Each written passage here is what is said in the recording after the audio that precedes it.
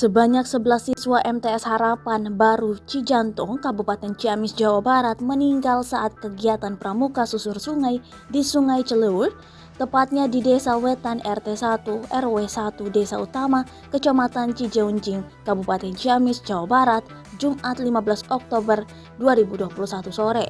Yang kena musibah dinyatakan meninggal dunia ada 11 orang terdiri dari 8 laki-laki dan 3 perempuan, ujar Bupati Ciamis Herdiat Sunaria kepada wartawan di RSUD Ciamis Jumat malam.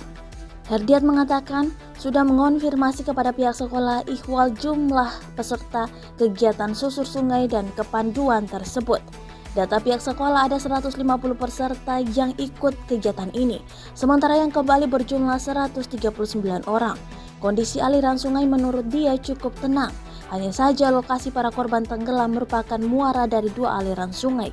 Semua korban meninggal dunia ditemukan di satu titik, yakni di muara. Selain korban meninggal, ada 2 korban yang saat ini dirawat di RSUD Ciamis. Salah seorang yang dirawat merupakan guru MTS Harapan Baru yang ikut menolong.